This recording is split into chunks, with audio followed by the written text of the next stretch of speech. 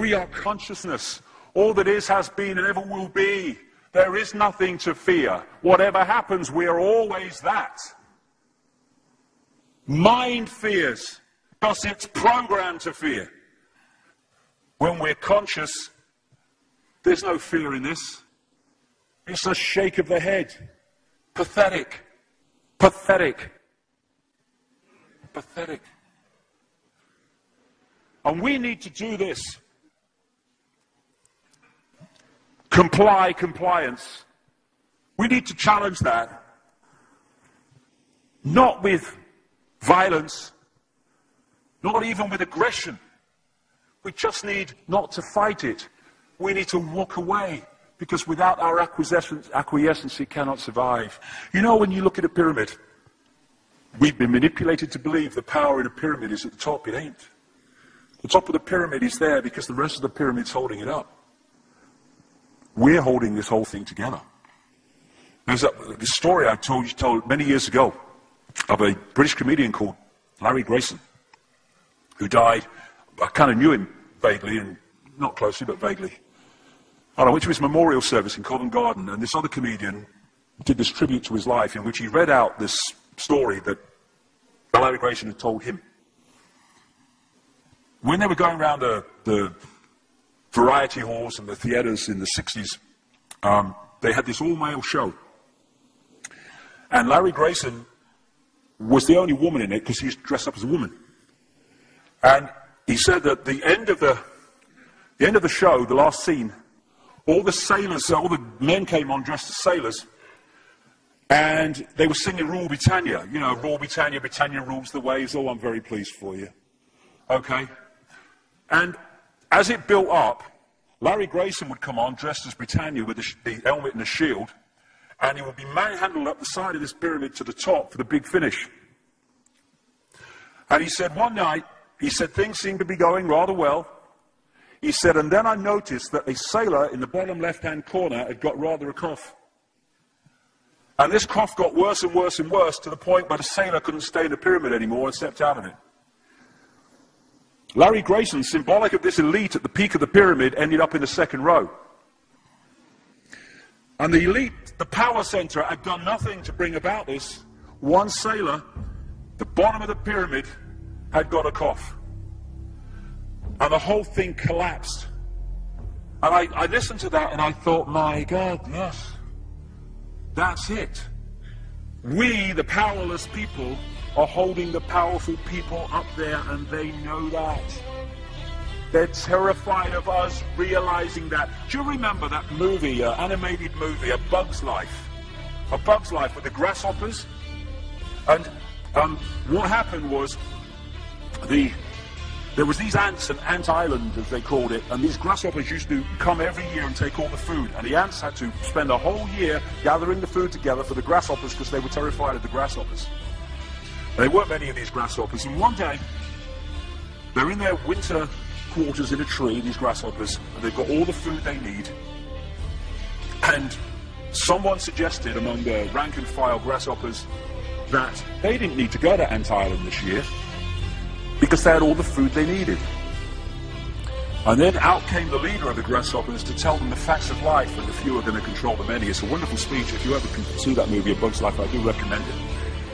And he said, basically, they outnumber us 100 to 1. And if ever they figure that out, there goes our way of life.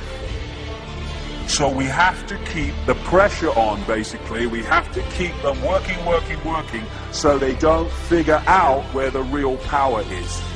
And that's why this network of manipulation works so hard to keep us in these states. Like I said earlier, what are people leaving foreclosed homes for? Foreclosed by banks that have caused the unemployment that lead to them having to leave their homes. Stay there, refuse to leave, make it difficult for them. Expose them for what they are. We make it so easy, the non-compliance. No longer will we just do it because we're told to do it. Is it just? Is it right? Okay, I'll do it. Is it unjust? Is it not right? I ain't doing it. We start to make the decisions on what we will and will not do based on our values and not some imposition from the dark suits. These people are gonna give me, grant me, or grant me not my freedom. I know all that is. You can't grant me freedom. No one can grant me freedom. I am freedom. It's what I am.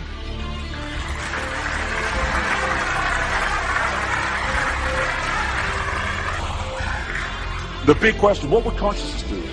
What would consciousness do in this situation?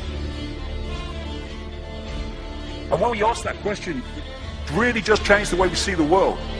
Not what would I do, mind, or frightened. What would consciousness do? You know, this is a great line. If it's not right, don't do it. If it's not true, don't say it. And what would transform this world overnight is if we started doing what we knew to be right in the situations we face, instead of what we think is right for us in the moment.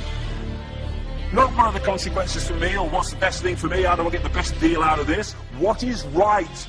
What is just in this situation? If we started making decisions based on that, the world would transform overnight. These are very simple things. If we want a world of peace, then we need to be peaceful. We don't need to fight for it. We just need to be peaceful, and we'll bring that about. If we want a world of kindness, we need to be kind, and then it will naturally unfold. We don't fight for kindness. As Martin Luther King said, it's a wonderful saying, piece of oratory. Cowardice asks the question, is it safe? Expediency asks the question, is it politic? Vanity asks the question, is it popular? But consciousness asks the question, is it right? And there comes a time when one must take a position that is neither safe, nor politic, nor popular, but one must take it because it is right. And when enough of us do that, what is right will manifest by definition. And we're in this position now where this vibrational change, this energetic change is taking place, where we can start cracking these eggshells, where we can start becoming the full magnitude of who we are, where we can be consciousness in the now, using mind to experience this reality instead of being governed by it, turning the key to let consciousness in. We're being offered this opportunity now. No longer can we say we didn't realize who we are, we didn't know we could do that. I was kind of waking up one day, and I saw this earth imprisoned, and I saw this big lock and a key going in and being turned. I went on the internet just very shortly afterwards. I was looking for a picture, not this one, and that's what I saw. The picture I'd just seen in my half kind of sleep. And that's what we're being offered the chance to do now, to turn the master key, or becoming conscious, that will bring an end to this. It's being given to us, we just need to take it. And to take it, we need to say enough.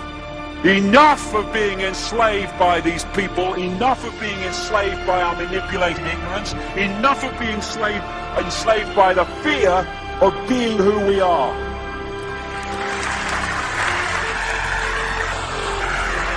Enough! It is time to fly. It is time to fly. Thank you very much.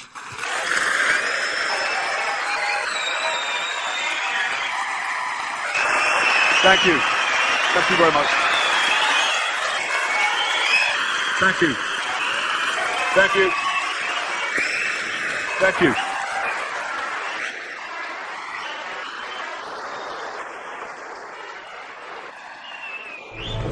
Enemy is approaching fast, requesting orders. General, what should we do? There's no response from command.